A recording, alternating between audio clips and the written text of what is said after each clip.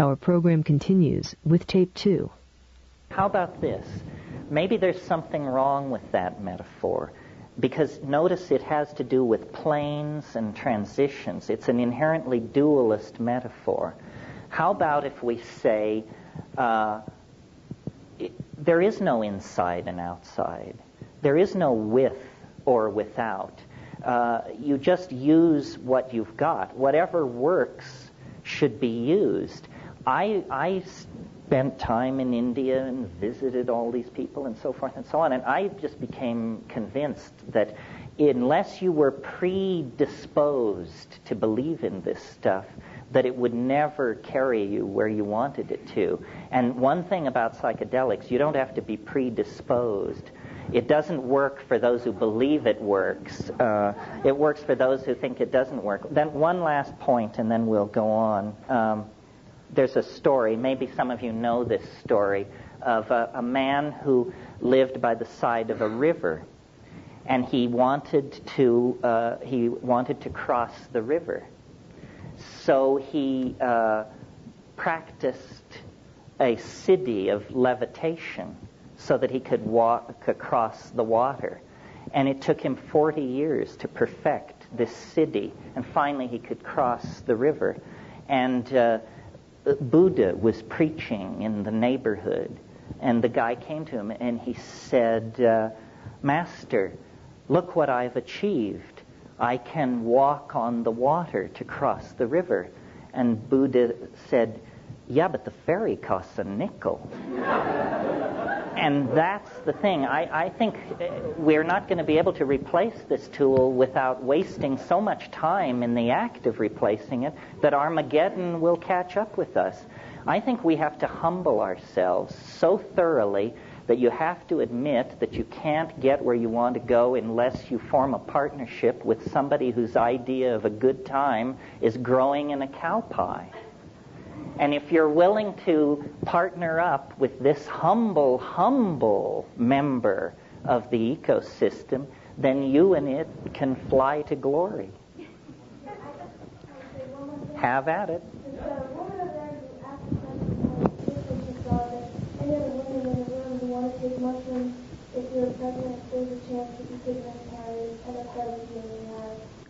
Yeah, I wouldn't recommend, especially in the late stages of pregnancy, doing anything that is going to wildly perturb you. And you know, LSD was discovered in the act of trying to produce better drugs to induce labor. So that's excellent advice. Honor the fetus. Yeah. As a biologist, yeah. I'm wondering if there's any evidence at all to support the damage done with the fetus dose of psilocybin, or your nervous system? Well, the true and honest answer is, how the hell can you find out when they won't let you do research? It's totally insidious. We don't know. We don't know because they will not allow the research to be done. This is one of the reasons why I say that you should stick with shamanically sanctioned plants, because we know, for instance, that people have been taking psilocybin in the Sierra Mazateca of central Mexico for millennia. They don't show blindness, tumors, miscarriage, madness, cataracts, whatever. That's your human data for that. But you go to, let's talk for a minute about something like ketamine. Nobody knows. Nobody has any data. MDMA seems to be tremendously effective in facilitating interpersonal stuff. That's a psychological issue. Chemically, what kind of data do we have? 6 years worth of data gathered under duress. So to be safe, stick with the things that are sanctioned by human use.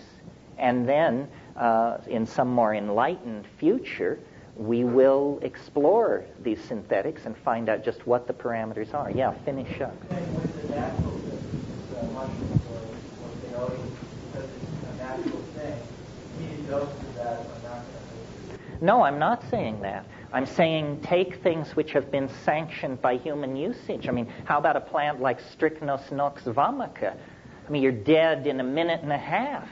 And it's a beautiful, wonderful plant. Why did it kill you? Well, because it's jammed with strychnine.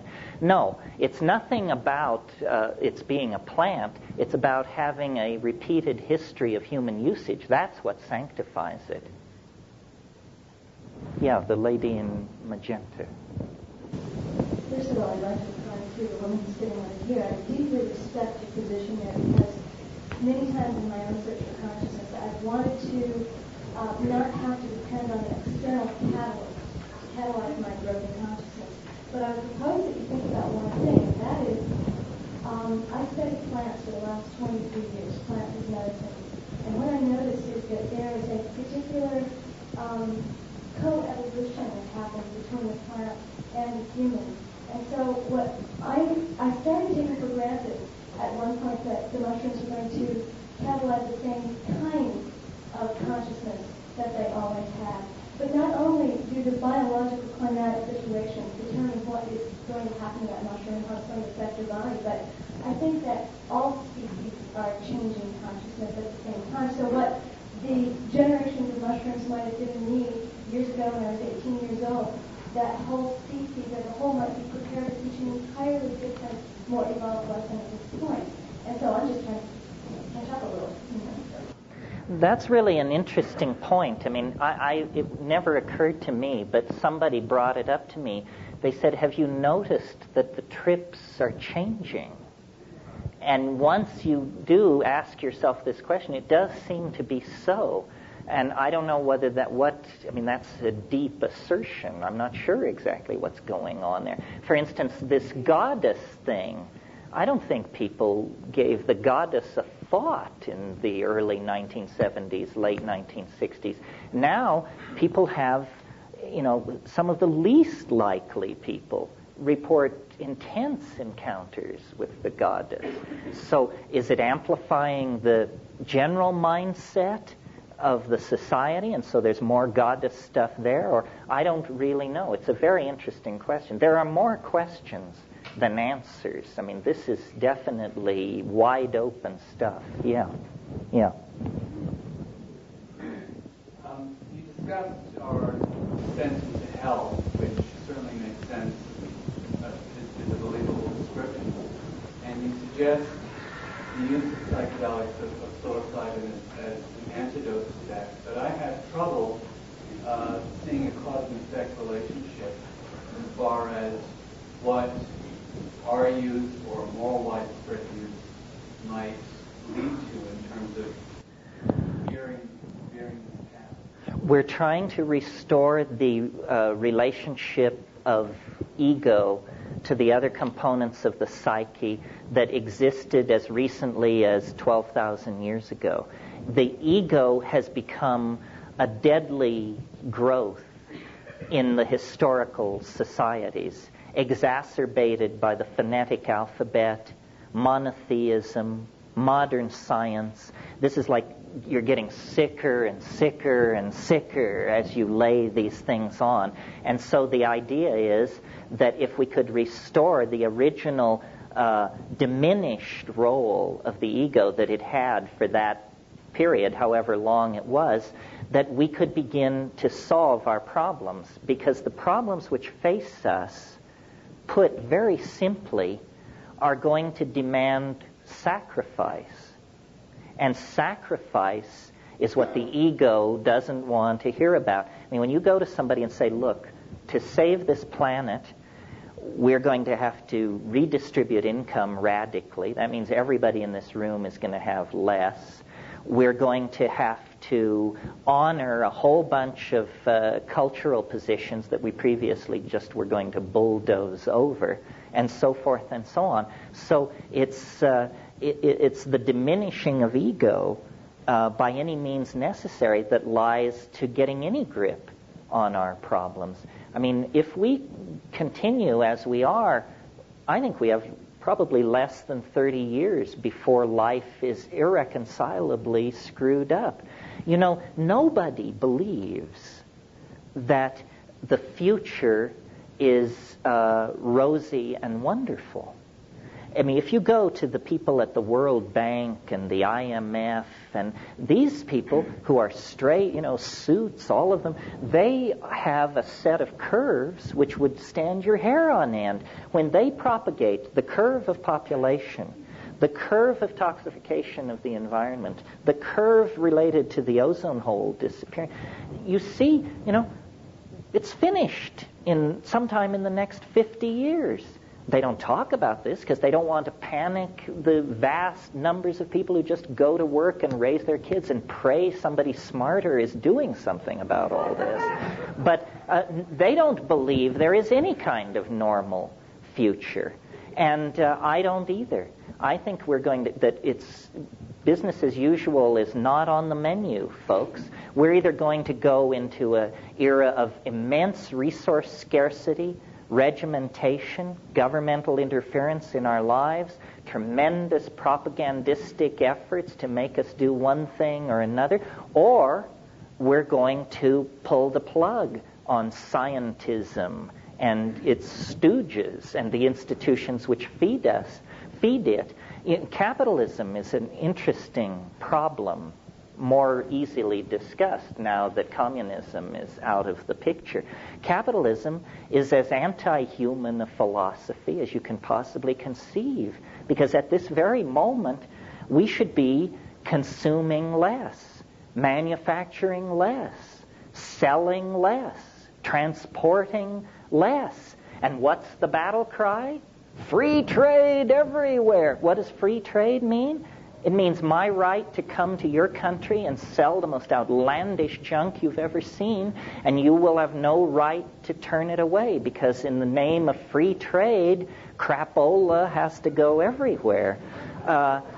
It's really, see, they try to tell you that capitalism and democracy are not at variance. Actually, the whole Marxist-Leninist socialist thing was a side dish. The real life and death struggle is between capitalism and democracy. Democracy says everybody has an innate worth that must be honored. Capitalism says those who die with the most toys win. You cannot reconcile these two things. And nobody wants to talk about this. We're still having the party over the fall of communism. But, you go to the Soviet Union or the former areas of the Soviet Union and you see that what it was a deep freeze for traditional culture. In Kyrgyzia and Turkmenistan, people are basically camel husbandry is what's going on. Now, with communism on the rocks, McDonald's will be there in 5 years, and Kmart will be following close behind. So I think we're coming to a great crisis of fundamental, our relation to our own fundamental institutions. I'm not anti-capitalist.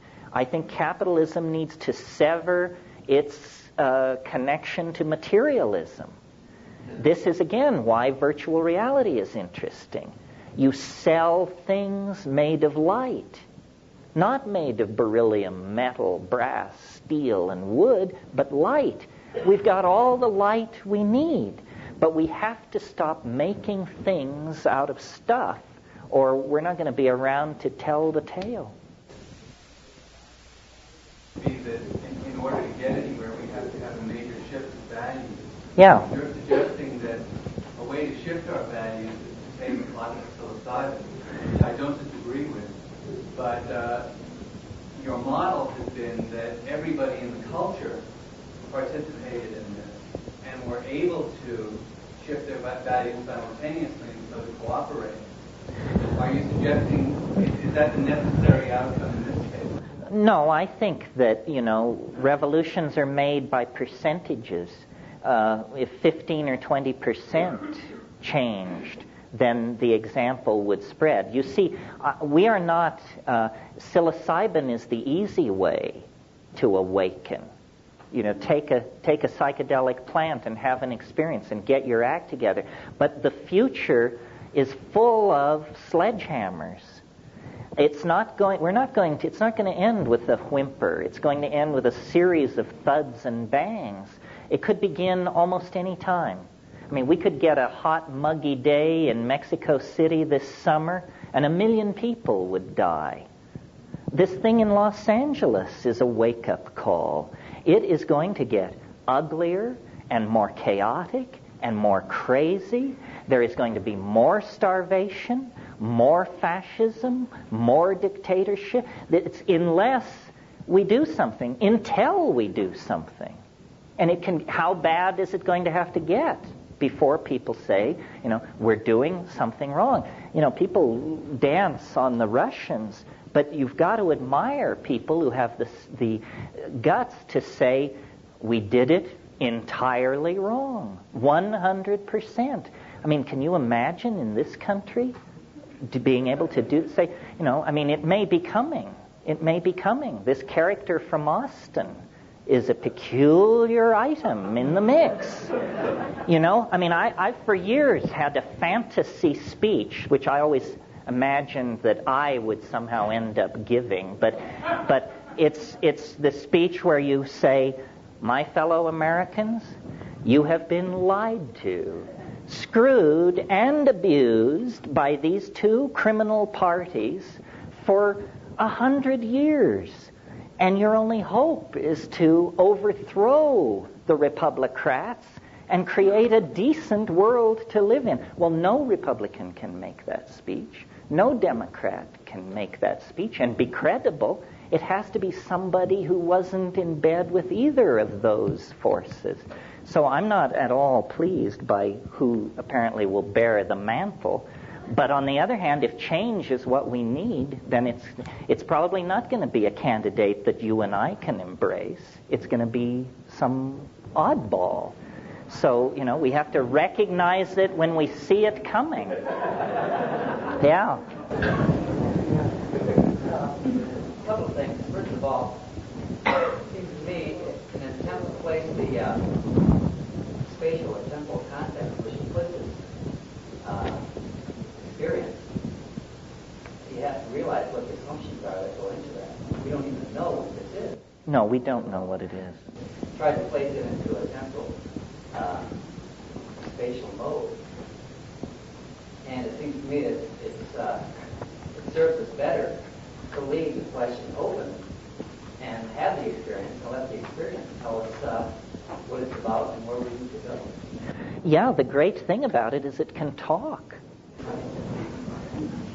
Secondly, I'd like to ask a question about time weight zero. Good for you. When I first saw you talk about that, it was on a tape that was made in Santa Fe, I believe. And I was fascinated by it, and I watched it closely, but as it got to the end of the tape, when I started getting interested in what the significance of a zero crossing was, the tape stopped. So I'd like to, it seems to be a decreasing function of time, which meant that a zero crossing had some singular significance, but I really wonder what, in real terms, a zero crossing is time weight zero. Well, probably half, at least, in the room haven't the faintest idea what this question is about. I've stayed away from this because this is the personalistic stuff where I've created a certain model of reality based on a new way of looking at time. And I don't want to go into it too much tonight, but I want to suggest something to you tonight, which is that, at the very beginning of this talk, we talked about mutation and natural selection, and the Darwin's insight was vast and deep. And what he offered was an explanation for how rainbow trout come to be, monarch butterflies, redwood trees, herds of elephants, so forth and so on. What it doesn't address is us. We are the weird bird on the block. I mean, yes, we're some kind of monkey, but when you stand us next to our nearest relative, it's very, very clear that it is not a very near relative. It doesn't look like us much, certainly doesn't act like us. What's the deal with human beings? And I think that, you know how all these religions, these Western religions, have built in this idea of the end of the world, and they're always running around expecting the Messiah or something. And this, to the scientific mind, is just the final proof of the pudding that these people have water between the ears. Because science just says, that's just ridiculous. I mean, but I wonder, I mentioned just a minute ago these curves that when you propagate them into the future, everything leads to the unimaginable, and it's all within the next 50 years. So I sort of think as human beings as analogous to iron filings on a piece of paper. And you shake these iron filings out of a salt shaker or something, and there they lie, randomly arranged in heaps. Well, then you come underneath the paper with a very powerful magnet, and lo and behold, these little iron filings coherently arrange themselves into this beautiful double mustache pattern, which I'm sure you've all seen.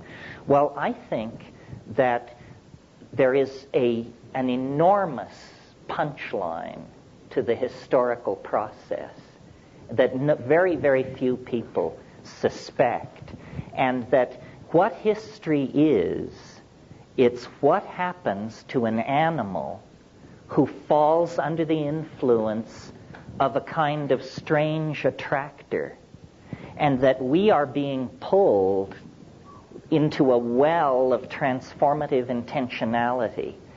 History is not pushed by the casuistry of war, migration, imperial dynastic families and stuff like that. History is pulled toward an unimaginable something which is continuously trying to mirror itself in us.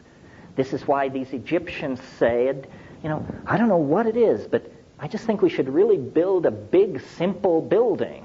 They say, I don't know why, but I'm going to enslave 50,000 people and do it, and don't ask me why. And this is the same force that reared Chartres Cathedral. This is the same force that created the space shuttle. We are in a relationship to an unseen something which we keep trying to image with our mythologies, our religions, our technologies, our epiphanies. And I think that it's not so far away, that it isn't 10,000 years in the future. It is sometime in the next 50 years. And that this is what history was for. You see, history is an incredibly peculiar and brief phenomenon. I mean, viewed from the point of view of biology, it's less time than it takes for a new species to emerge. I mean, let's call history 25,000 years. In frame 1, you're chipping flint. In frame 2, you're hurling an instrument toward Alpha Centauri. Like that, this happened. Well, what's happening? It's that mind itself is being pulled out of this creature, and it's being given hands and languages and symbolic systems in order to image the unspeakable. The unspeakable, I call it the transcendental object at the end of time. It casts, and it's in another dimension. It's in a kind of super space. And what it casts into history is the enormous shadow of its immanence. This is what straight people call God. This is what all these visionaries are raving about. It's that when you sink beneath the surface of ordinary causality and mundane ho-humism, what you discover is this enormous transcendental object, which you could call it, the Sacred Heart of Jesus, or the flying saucer, or the Philosopher's Stone. It's all of those things, and much, much more. It's not only stranger than you suppose, it's stranger than you can suppose. And it has called us out of animal organization. Over a 25,000-year period, we hang in the balance, and then we meet it. And we're going to meet it. That's the light at the end of that birth canal of transcendence that I referred to. And now I see that our song is sung, our time is done. Thank you very, very much for turning in.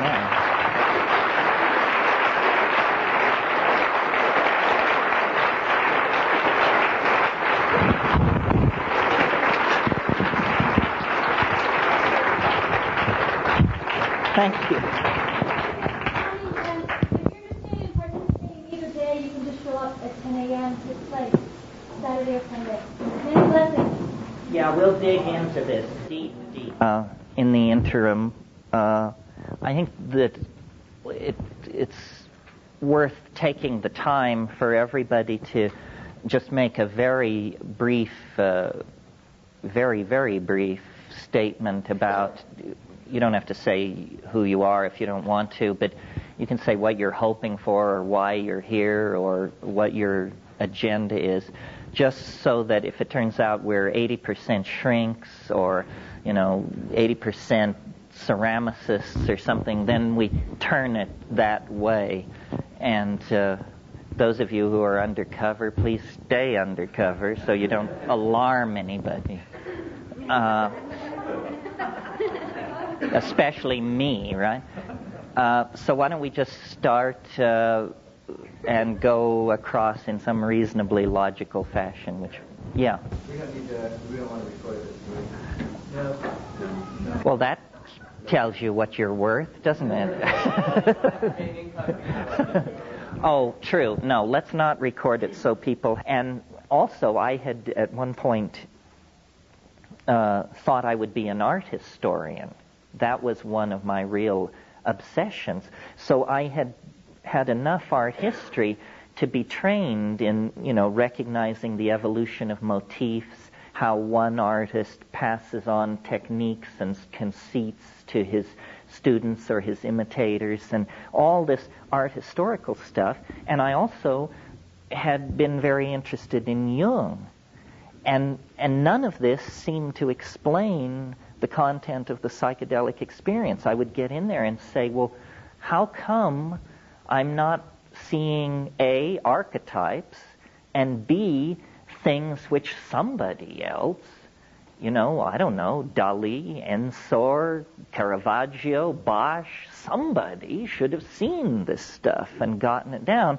And there didn't seem to be a trail through the history of Western art of the presence of this dimension. So then I thought, wow, is it that nobody knew about all this? I mean, Bosch would have given his right arm for a sheet of blotter, I would think. So it became for me like a mystery. Where is this stuff coming from, and what does it say about our humanness? Yeah. I've read and heard that Bosch was used as somewhat of a guinea pig by the alchemists of his time. They were experimenting with him. Well, there's a lot of ink been spilled over Bosch because he is such a startlingly radical painter in the context of his time. Many of his conceits were picked up after his life, Peter Bruegel the Elder being the foremost exponent of it. He may have been an alchemical guinea pig. Frager, I think, wrote a book called The Millennium of Hieronymus Bosch, in which he wanted to suggest that maybe datura use, that there was a cult called the Brotherhood of the Free Spirit, which practiced ritual nudity, which begins to sound something like the orgies we talked about last night. It was a cult of printers, and it may be that the Garden of Earthly Delights was actually painted as an altarpiece for a congregation of the Brotherhood of the Free Spirit. But this is all pretty murky stuff. It's hard to get back to Bosch. He didn't leave any written records. We have his birth is recorded in the parish church of the village where he was born. We know he was born sometime around 1450, died in 1516, but the details are pretty murky. Well, not to belabor Bosch. So what I thought would be a reasonable way to do this morning is to take the most extreme psychedelic case and experience and describe it and talk about it a little, and then see what issues that raises. Because my experience with this stuff has led me to the conclusion that, in a way, it's to be thought of, this other dimension, is to be thought of like a mandala, and different psychedelic compounds and generously different kinds of yoga and different kinds of techniques of all sorts land you in different parts of this mandala, but that what you're always trying to do is get to the center of the mandala. And it's simply my bias, my opinion, but I think the center of the mandala is probably the DMT experience for a number of reasons. And so I thought it would be interesting to talk about it this morning. First, let me talk about it physically. DMT is an indole hallucinogen, a tryptamine, and it's produced endogenously in the human brain. This is very interesting. Very few psychedelic compounds are produced in the human brain. We don't know what DMT is doing there, but it means essentially that we all are subject to arrest on a technicality because we all are holding a Schedule I drug. It's sort of the ultimate catch-22, where if all else fails, they just say, well, you were holding anyway. The interesting thing about another interesting thing about it is that it's incredibly rapid in its onset and in its disappearance. The whole trip lasts about 15 minutes. This makes it a tremendous tool with which to challenge the critics of our position. Because if somebody wants to rise up in righteous wrath and condemn psychedelics, then you say, well, you have tried them, haven't you? And of course, they never have. It's like scientific denunciations of astrology. I mean, scientists love to denounce astrology, but find one who can cast a natal horoscope and I'll give you a hen's tooth. So DMT overcomes this objection. The entire experience lasts 15 minutes. So you say to the critic, you're not going to experience it, and yet you're going to carry on a pogrom against it. You won't invest 15 minutes to checking out what this is about. What kind of scientist are you? So it has that social efficacy. Now, the fact that it is the strongest of all hallucinogens, at least if there are ones stronger, please keep them away from me. I mean, I don't think anybody needs to get higher than that. I certainly don't. I mean, I've at times come out of those places and said, this stuff is illegal.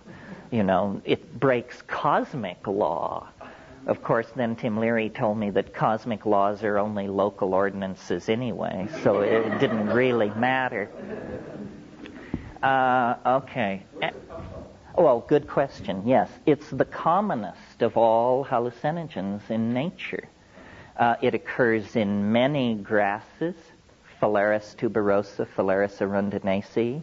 It occurs in a number of leguminous plants, probably the most spectacular being Anodonanthera peregrina, this huge tropical locust-like tree from which the snuff called Neopa or Ipina is made. That's a tough way to get your DMT, let me tell you, because there's so much cellulose and other crap and corruption in the mix that you have to do like a tablespoon up each nostril. And the technique is you get a bamboo tube or a hollow tube about this long, and you pour in this tablespoon of this stuff, and then you squat down on your haunches, and you get a friend, and you put the tube up your nostril, and then the friend blows with the full force of his breath, blows the stuff into your head. Well, you fall. It's like being hit in the face with a 2x4. I mean, it's like you think he kicked you, and you fall over backwards. You scream. You salivate. You get back up on your haunches, and by this time he has refilled the tube for the other nostril. So, and then after, Yopo, Ipina, Nipa, it depends on the language group, and the Waika, Yanomami, it's also called Vilka in the Carib language. And then after 10 minutes or so, it slowly begins to form up in your head. But, God, your sinuses are in stat for sure. And it's not very pleasant. And the other thing is, it never reaches the blinding, transformative intensity that you can achieve with the chemically pure compound. No. Good point. If you orally ingest it, it will be destroyed in your guts. It won't work. The Amazon Indians have encountered this problem and created a very sophisticated pharmacological strategy for dealing with this. You've all heard of ayahuasca. Ayahuasca is DMT from one plant combined with another plant which contains a chemical which is called an MAO inhibitor. MAO is monoamine oxidase. And your gut is full of MAO. And its job is to take monoamines, small molecules, and oxidize them into a harmless byproduct, usually indole acetic acid, which can be shunted to the bladder. Well, when you take DMT orally, these monoamines these monoamine oxidase compounds just grab onto it and destroy it. But if you take an MAO inhibitor with it, and harmine, which occurs in Banisteriopsis caapi, is an MAO inhibitor, then, lo and behold, it isn't destroyed in your gut. Instead, it passes into the bloodstream. It passes through the blood-brain barrier, which is a very tight chemical filter that keeps the brain from being exposed to toxic materials.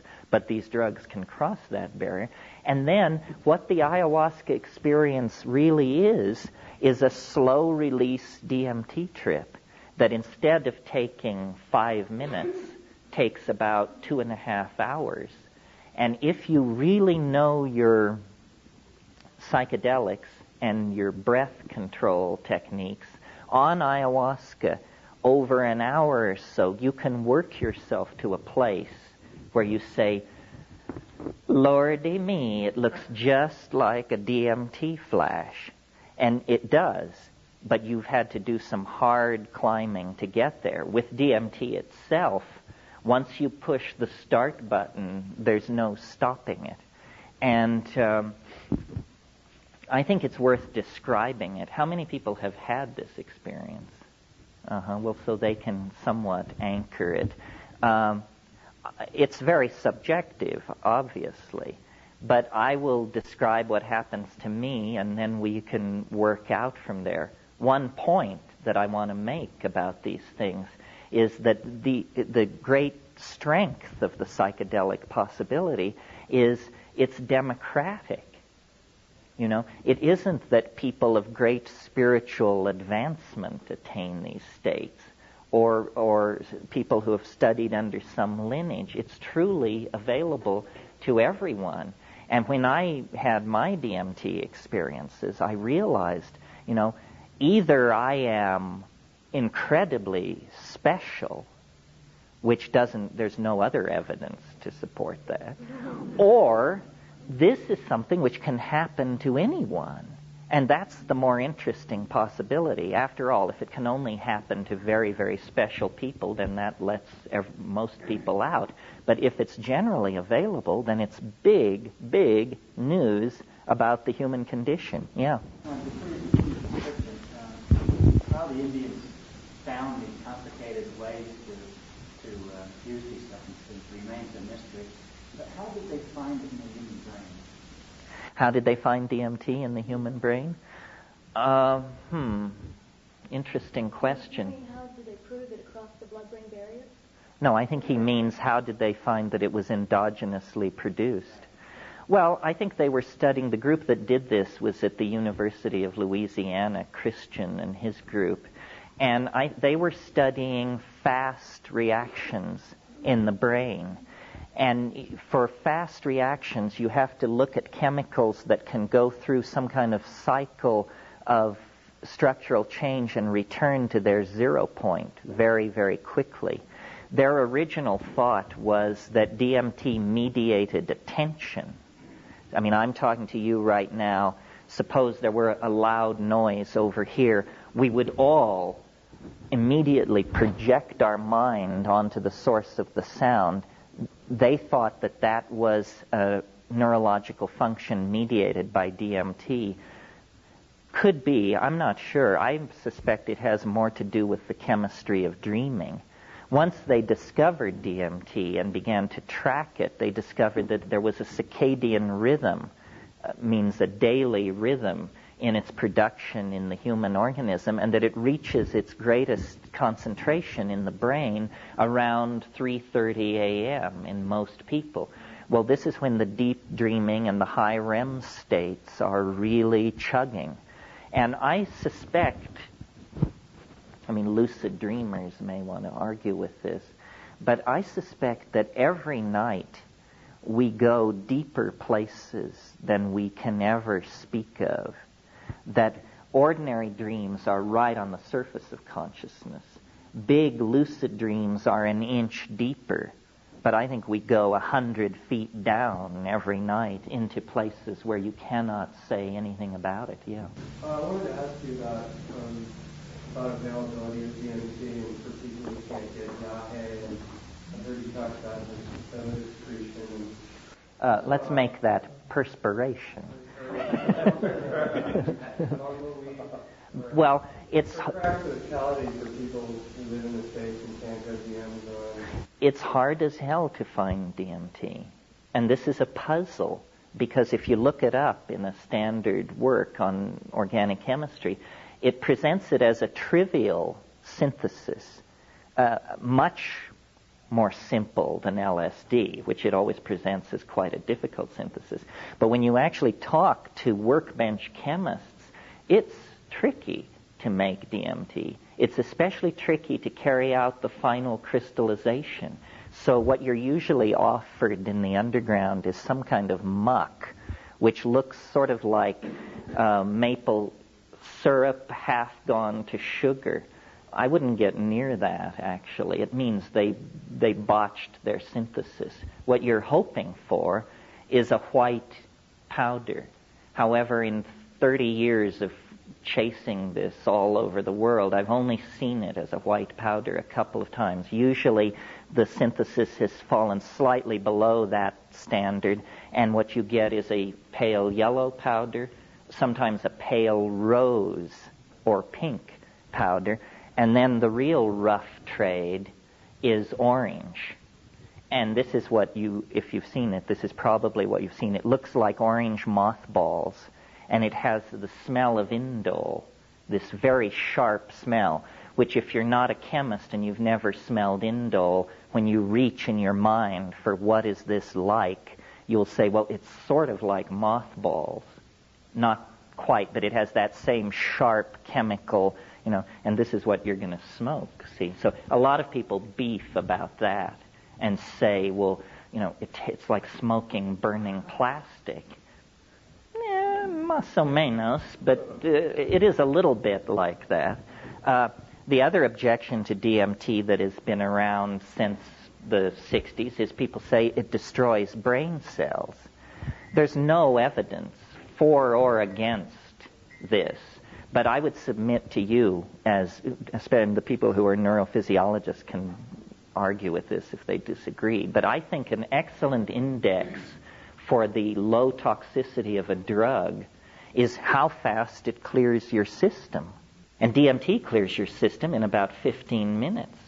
If you take some compound drug or whatever, and 48 hours later you're still taking hot baths and, wishing you could have a massage and sitting staring at the wall, then this drug is really sticking to your ribs.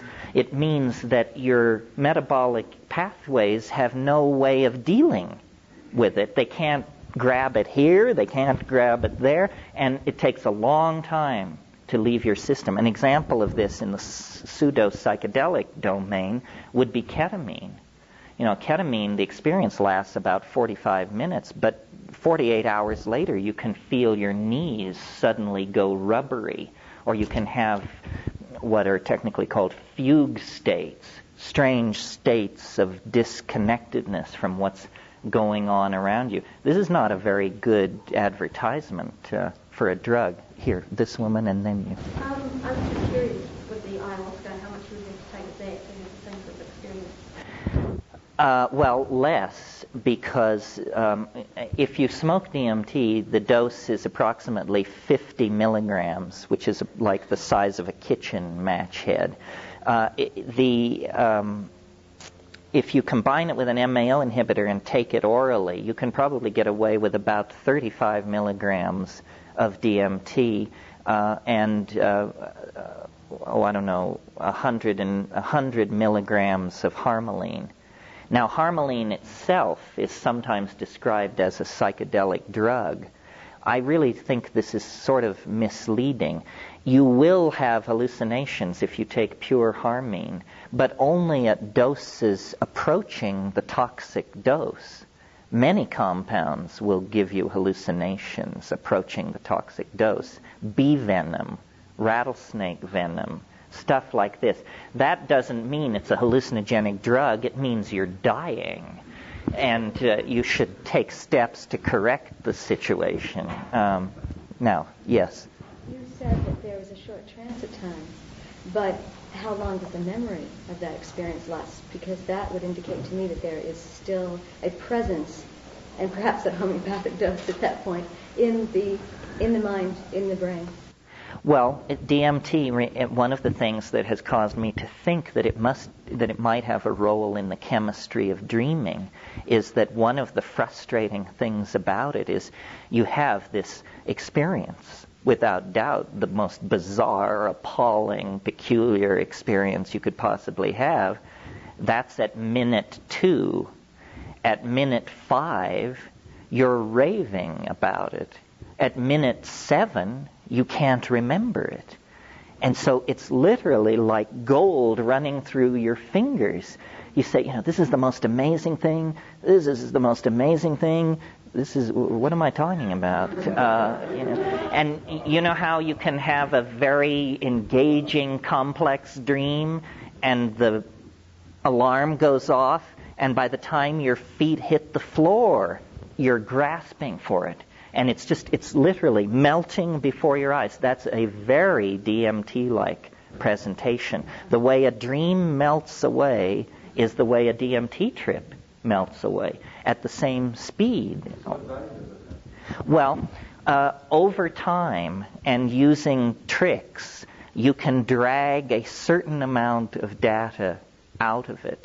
And what I'll do is I'll describe a DMT trip, and it's a composite of maybe 40 of these trips, and then you can see what you make of it. So this is, I'll just describe it. I'll be the graduate student, you be the guy with the clipboard. You're saying to me, so what happened? Okay, here's what happened. I took one takes. Most people can get off in about 3 to 4 hits. Now there's a trick to it. Hash smokers are greatly favored in this endeavor because you really need leather lungs for this. The great problem is that people will cough or not be able to hold it in. You take 2 hits, in a situation where your clothes have been loosened and you can just flop backward when you need to. You take 2 hits. Now, many people miss the point because after 2 hits, you feel completely peculiar. You feel as though your body is undergoing some strange kind of anesthesia. All the air has been pumped out of the room. This is the visual acuity thing I talked about last night. The colors jump up. The edges sharpen. And at that point, people say, whoa, wow, it's really coming on strong.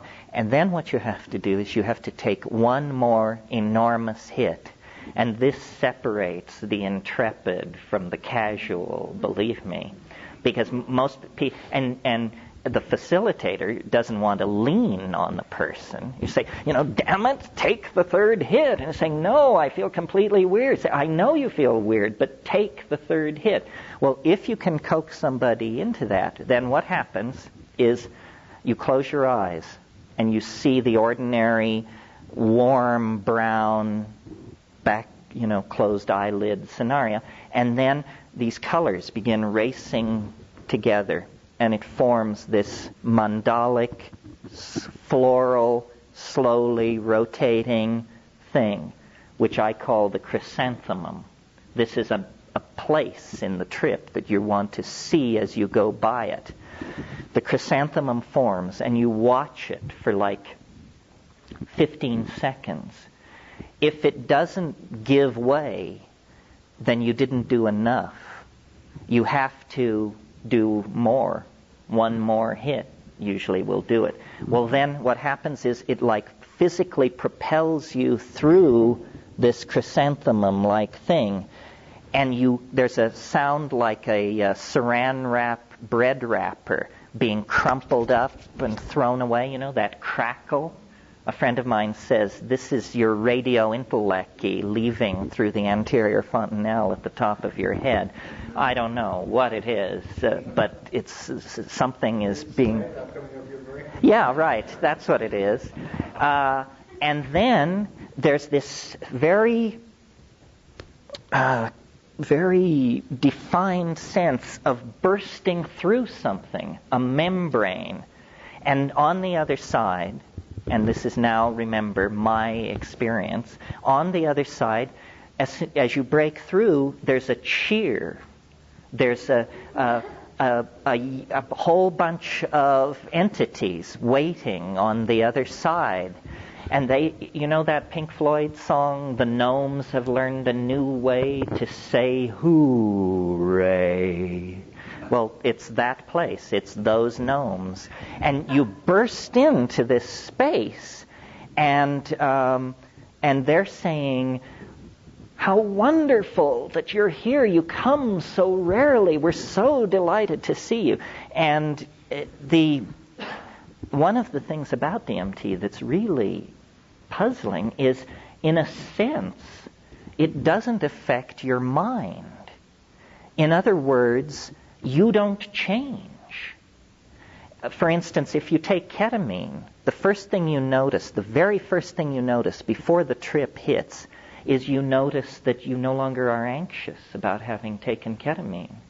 You just sort of, anxiety leaves you. That means it's affecting your mind. It's doing something to the judgmental machinery.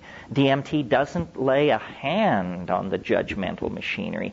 You break through into that space exactly who you were before breaking through. And the usual reaction of most people is something like, and you think, God, heartbeat, normal. Pulse, normal. Everything's normal. Yeah, everything's normal. Oh, God. Because these things are there, and they're hammering at you, and they come forward. They're like jeweled, self-dribbling basketballs, and there are many of them, and they come pounding toward you, and they will stop in front of you and vibrate, but then they do a very disconcerting thing, which is they jump into your body. They jump into your body, and then they jump back out again. And the whole thing is going on in this very high-speed mode where you're being presented with thousands of details per second, and you can't get a hold on, you say, my God, what's happening? And these things are saying, don't abandon yourself to amazement, which is exactly what you want to do. You just want to go nuts with how crazy this is. They say, don't do that. Don't do that. Pay attention. Pay attention to what we're doing. Well, what are they doing? Well, what they're doing is they're making objects with their voices. They're singing structures into existence. These things are, and what they will do is they'll come toward you, and you have to understand, they don't have arms, so we're kind of downloading this into a lower dimension to even describe it. But what they do is they offer things to you. Say, look at this, look at this. And as your attention goes toward these objects, you realize that what you're being shown is impossible. It's impossible. It's not simply intricate, beautiful, and hard to manufacture. It's impossible to make these things. The nearest analogy would be to the Fabergé eggs or something like that. But these things are like the toys that are scattered around the nursery inside a UFO or something. Celestial toys. And the toys themselves appear to be somehow alive. The toys themselves can sing other objects into existence. So what's happening is there's just this proliferation of elf gifts. And the elf gifts are moving around, singing, and the whole thing is directed toward, they're saying, do what we are doing. And they're very insistent. They say, do it, do it, do it. And you feel like a bubble. And now this is subjective. I mean, only 5% report this, but it happens to me. You feel like some kind of bubble inside your body that's beginning to move up toward your mouth. And when it comes out, it isn't sound, it's vision. You discover that you can pump stuff out of your mouth by singing, and they're urging you to do this. They say, that's it, keep doing it. And the whole thing is like, we're now at minute 4.5 with this stuff. And you speak in a kind of glossolalia. There's a spontaneous outpouring of syntax unaccompanied by what is normally called meaning. It's sort of, he ding wow wak saptivi muldektipi tinget wahaksiki pipinem wahavedektam bohagagetek. And this is accompanied by a modality, something seen. And they're saying, yes, do it, do it, do it. And then after a minute or so of this, the whole thing begins to collapse in on itself. And they literally begin to physically move away from you. And usually their final shot is they actually wave goodbye and they say, déjà vu, déjà vu, which makes no sense at all if you analyze it. So then you come down. And you're now at minute 6 to 7. And you come down, and it's like being more loaded than you've ever been. It's like about a 700 mic acid trip. But you embrace it as totally down. You say, I'm totally down. I mean, you look like a termite from Arcturus, and the room is decorated in Amish quilts, but I'm completely back. And then, over a minute or a minute and a half or so, the room just comes right back together. And 4 minutes after that, some people can give no account of it whatsoever. They just say, I don't know. It was the weirdest thing that ever happened to me, and I can't remember it now. And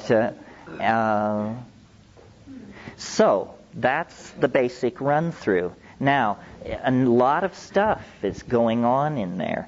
First of all, what are these things? And why do they want you to do this strange activity?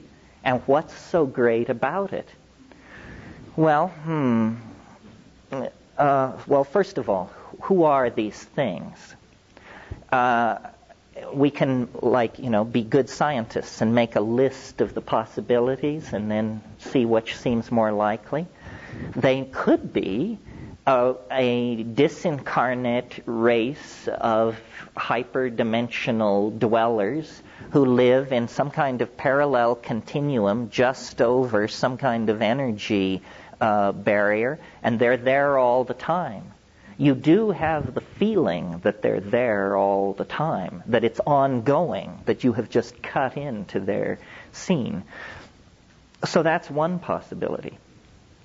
Another possibility is that behind all these psychedelics, and especially DMT, that this is not a drug at all, that it is essentially a pay telephone of some sort to aliens, good old National Enquirer type aliens who are using this as a communication domain. Say, we can't land on the White House lawn. That would create panic and hysteria. So let's create a drug, which inside the drug we will be able to deal with people.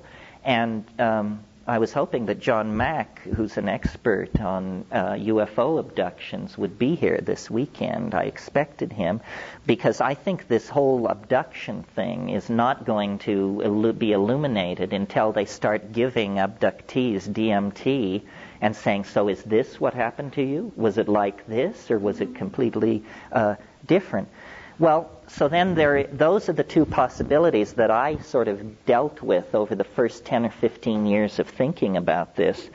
And then recently... Just 1 second. So possibly that experience that people are interpreting as an abduction is just a hyperproduction of endogenous DMT within the brain. It could be. What puzzles me is that the abduction thing is so non-psychedelic. It's so cut and dried. And all this anal examination stuff with strange machinery, there's nothing comparable to that, I'm happy to report to you, going on in the DMT thing. But it may be, you see... Maybe the way their filter explains what they've done.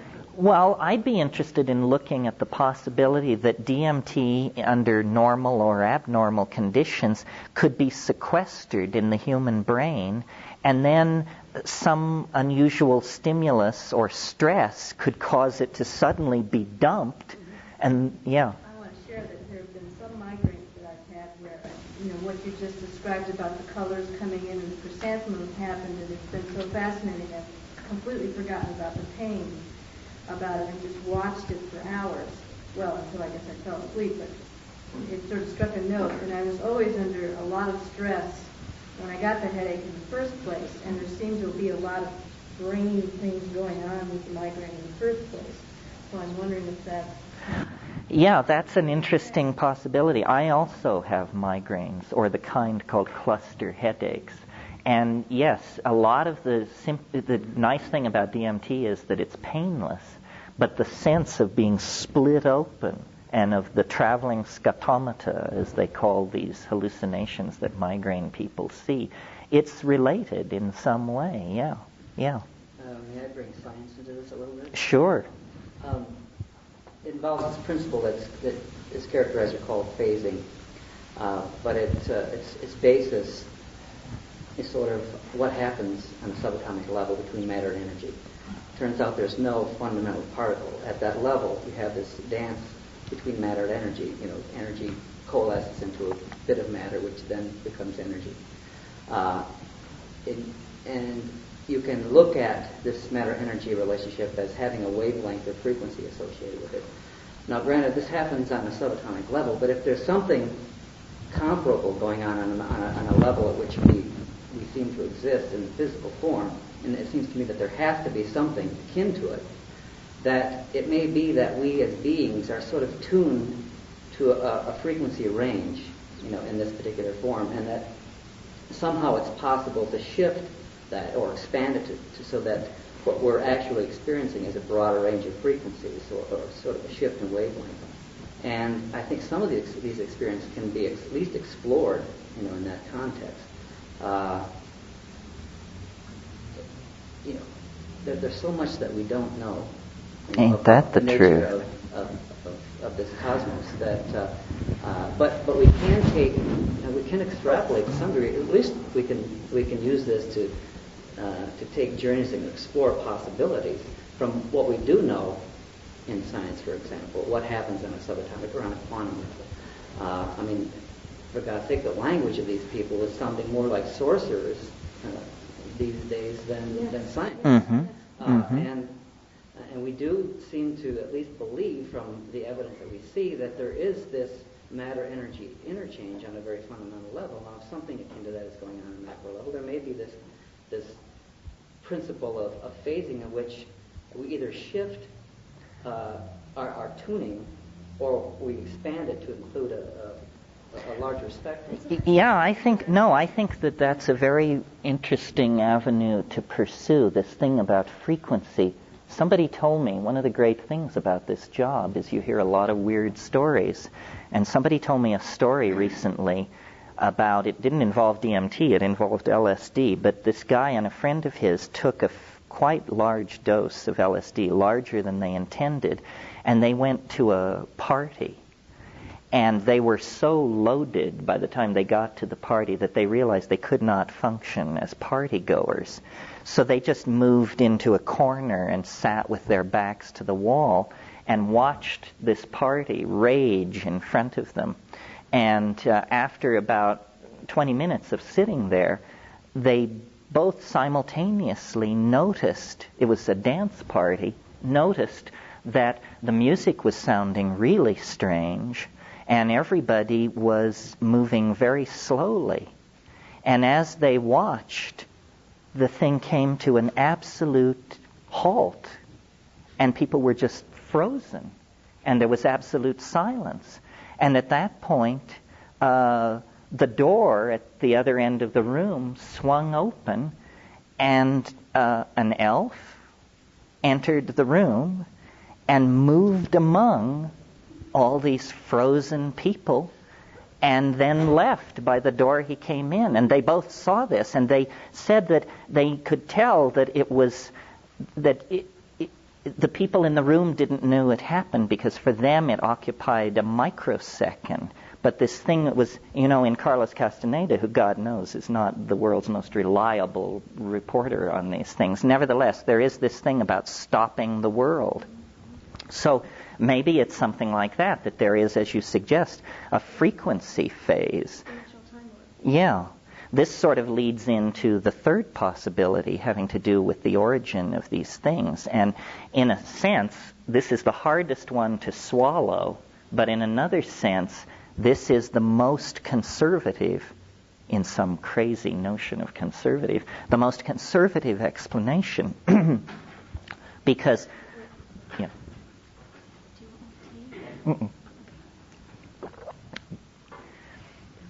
Because we have no evidence other than the tabloids that this world is being visited by friendly visitors from Zenebel-Ganubi or Zeta Reticuli or the Pleiades or anywhere else. I mean, to my mind, the evidence that this is happening is vanishingly small and totally underwhelming. The other possibility that there's some kind of parallel dimension in which these things exist is also somewhat poorly supported. If we're talking about something which thinks, something which can communicate, something which is intelligent, then we should look to ourselves as the source of it, because we are the only intelligent communicating things we know within a certain narrow definition of these things. So that it's occurred to me with greater and greater force, and largely prompted by giving DMT occasionally to Tibetans and Amazonian shamans. And when you say to them, to the shamans in the Amazon, when you say to them, what is happening with this stuff, and what are those little things in there? They say, oh, well, those are ancestor spirits. Didn't you know? Haven't you heard? shamanism is about doing healing through the intercession of ancestor spirits. Say, ancestor spirits, let's get this straight. Dead people is what you're talking about, right? These are dead people. And, maybe because I was raised Catholic, I resisted this like grim death. But I'm beginning to think that what you actually break into in that place is something that we might call an ecology of souls. That is it possible to entertain the notion that at death you actually don't just become worm food, but that something survives in some other dimension, and that it has this bizarre character to it, and that this explains their peculiar affection for humanity and their involvement somehow in our fate. Well, this is, to me, fairly mind-bending as a possibility. If what is awaiting us at the end of the 20th century is the erasure of the boundary between the living and the dead, then we've all been too conservative in our projections of what is going on. Yeah. Isn't that one of the aspects of the returning of the Messiah, that the dead will arise? Yes, that there will be some kind of erasure of the boundary between the two. Well, once I had this idea, I mentioned my Jungian and art historical proclivities, and so that means you always look back through tradition and folklore to try and find something analogous to this.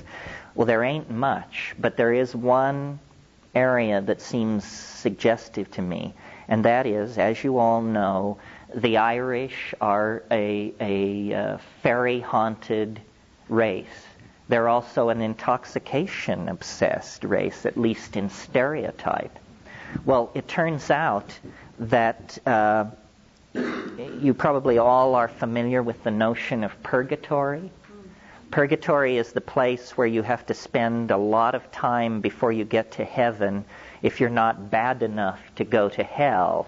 So you put in a few calculiochasms of eternity in purgatory, and then you get let into heaven. Well, I had always assumed that this dogma, I don't know, I hadn't really thought about it. I just sort of assumed it arose with early Christianity. But when I began looking into this, I discovered that the idea of purgatory was invented by St. Patrick. And it was invented specifically to convert the pagan Irish, because the pagan Irish believed in the land of Fae. They believed there was this nearby dimension full of the souls of the dead surrounding us all the time, and that certain people with the gift of second sight could see this. So Patrick just said to them, no, that isn't it. It's purgatory, and was able to push that on them so successfully that a later church council adopted it as general dogma for the church to use in converting the pagan Slavs as well. So it's an idea of a nearby dimension inhabited by disincarnate souls that is apparently very old, but very alien to our tradition, yeah. There is another notion that comes from quantum physics, and it's going to be a gross oversimplification, but it's kind of related, and it has to do with the quantum wave function, which is really kind of a dual wave. It has two parts to it. One part, and they both have a temporal or time-related aspect to them. One part, which is called the ordinary part of the wave, can be seen as a wave propagating forward in time. And the other half of the wave, which is called the complex conjugate, can be seen as propagating backward in time from some future state, some past state, some future state, emitting waves which at some point interact and produce what is perceived or experienced as the present state, which is really a dynamic process in itself. There is no absolute present, because as soon as you get out of your mouth, it's past. But the interesting thing is that what that implies is that what we experience in the present, whatever they may be, is somehow related to some future state and some past state. But it also means that neither future or past are fixed, and that we could sort of align ourselves with different tracks or vectors. Mm-hmm. and a slightly different vector, slightly askew, may produce something totally different than what our ordinary perception is feeding. Well, yeah, this could be. I mean, I've always felt that what biology is some weird kind of chemical strategy for amplifying quantum mechanical indeterminacy. That, macrophysical objects are not subject to quantum mechanical indeterminacy, but organisms apparently are, especially thinking organisms. We don't know. That's our perception. Our perception is that objects on a macro scale, large scale, are not subject to quantum fluctuations. But that's only because of this probability wave in some sense, in that there's a most probable state. And if we happen to exist in that our perception is that it's more fixed, that there is no indeterminacy, it obeys certain laws that are rather linear in nature. But we really don't know. What you're sort of saying is that natural laws only apply some of the time, which gives them a curious status as laws in that case. Well, that's sort of broadening the notion of relativity. What happens in a black hole, for example? What is a singularity? It simply means that the laws that normally apply in everyday experience no longer are relevant. Well, one of the problems cosmology is meeting is that there are so many large black holes in the universe that you come up with, 10 high 6 singularities. That's a few more singularities than a good theory would tolerate, I would think. I mean, what kind of theory is it that hands you back 10 to the 9th singularities, which are exceptions to the theory? That's true, but a lot of that's based on assumptions that are stretches. Ain't that the truth? Again, it gets back to the psychedelic experience. It's this whole lower dimensional language slice thing that we seem to have to operate in order to describe an experience that just does not fit into that slice. Mm-hmm. We do our best to do it, and sometimes it comes across being very crude and naive. Sometimes we kind of get close to the mark, but it's difficult to know. The whole notion of black hole singularities is just the present attempt at explaining some experience that is beyond ordinary experience. None of us have encountered a black hole directly that we know of. That's true. It seems to me one of the embarrassments of science is that the Big Bang begins with a singularity. And so then you have this whole vast interlocking schema of rational explanation, except that it begins with a hard swallow. You're asked to believe that the entire cosmos of space and time sprang from a point no larger than a cross-section of a gnat's eyelash. Whatever else one could say about that theory, I think you'd agree it's the limit case for credulity. Absolutely. If you believe that, try to think of something that you would throw up your hands and say, well, I'm not buying that. It absolutely, it's sort of like when you join the Catholic Church, you make a declaration of faith. Well, when you join science, you sort of make this declaration of faith that I do believe that the universe sprang in a single instant from an incredibly tiny, hot, dense dot. Unlikely, but who knows? There's something else. As you two were dialoguing a bit, I was getting this visualization of you have to look at the pond of reality, so to speak, as not only being the visual of someone throwing a pebble from the top of the pond and creating the ripple effect or the wave effect, but also from the bubbles coming from below. And to me, the deep space that you were talking about is the air inside the bubble coming from below. And so the dimensional reality of that picture is not a linear time perspective. It's something coming from all directions. It is, again, the center of the mandala effect. Well, this is why I say the psychedelic experience is a boundary-dissolving experience, because it takes away past, present, cause, effect. All of these things disappear. Now, remember I said ayahuasca is a kind of slow-release DMT trip, And one of the really interesting things going on with ayahuasca, to my mind perhaps the most interesting thing, is that the style in the Amazon of taking ayahuasca is people get together in a darkened hut at night, and they take it and they sing. But the songs, they're selling them at the table back there, the songs, when there's a break in the singing and you hear the people discussing the songs, they don't discuss them like music. They discuss them like sculpture and painting. And they say to the shaman, I liked the part with the gray bars and the blue speckling, but when you brought in the pink in combination with the beige and white, I thought it was too much. You say, what kind of a discussion is this about a song? You realize then when you take ayahuasca, they see the songs. And now this is really interesting to me because you remember in the DMT flash, they wanted you to use your voice to make objects. Well, then in the ayahuasca trance, you use your voice to control these colored modalities.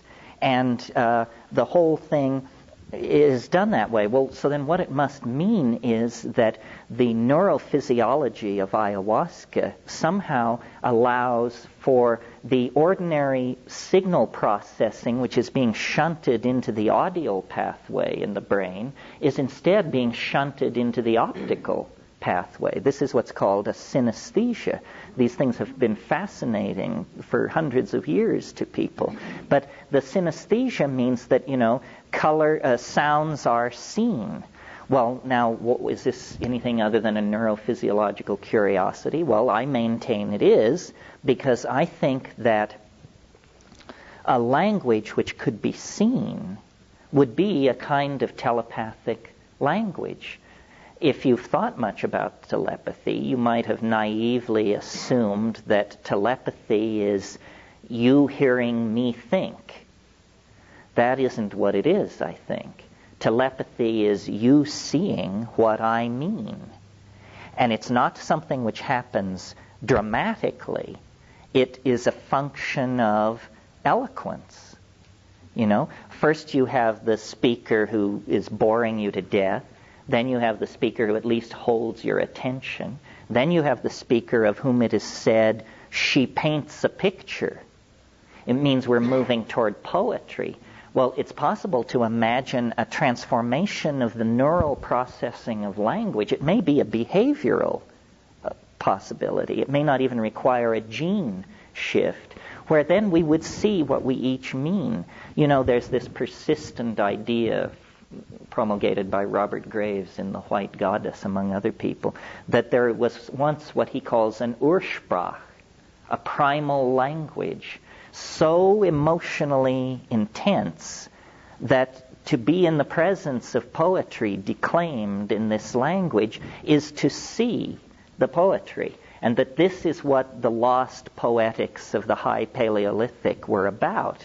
And probably it was pharmacologically assisted, that you could gather people in the presence of a great bard or singer, and that person could then create telepathic modalities. And that telepathic modality, that richer, more unifying language, was the thing which was suppressing the formation of ego.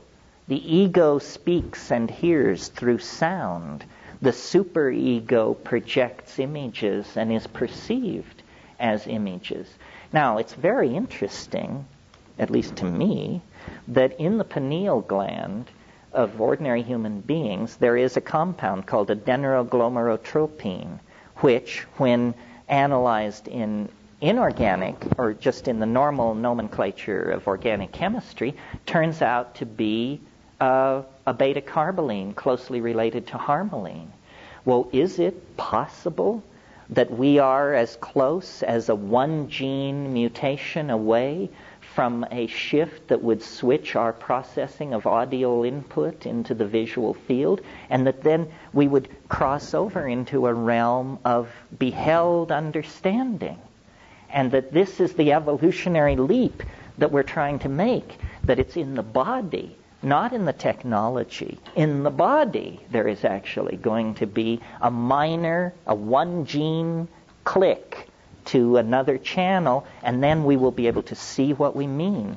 And I maintain that if you can see what somebody means, you are that person. Contrast it to ordinary communication. Ordinary communication is achieved through small mouth noises. As primates, we have a throat and voice box arrangement that allows us to produce small mouth noises for hours, if necessary. I'm the living proof of it.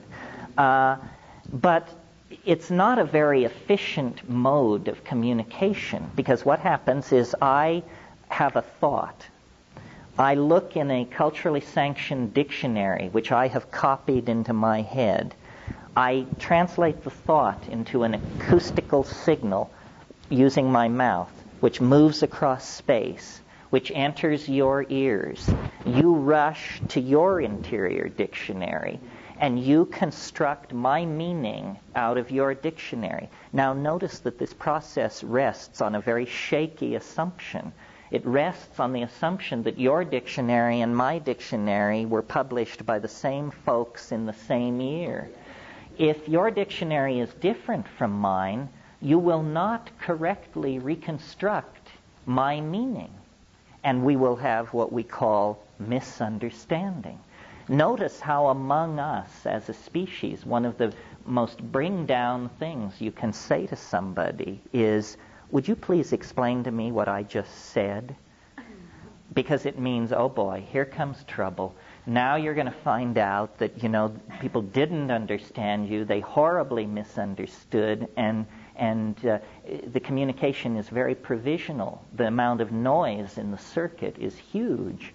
Well, then contrast this to I utter something, and it condenses as a sculpture in the air, and you and I then become its observers, and we rotate this syntactical object, and we look at it, we regard it from many points of view.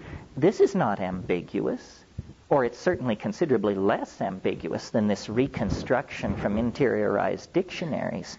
So perhaps what all this is about is evolutionary pressure on our languages to become visual, and therefore to become more unified and less riddled with noise, which creates misunderstanding, which creates horrible social realities. Yeah.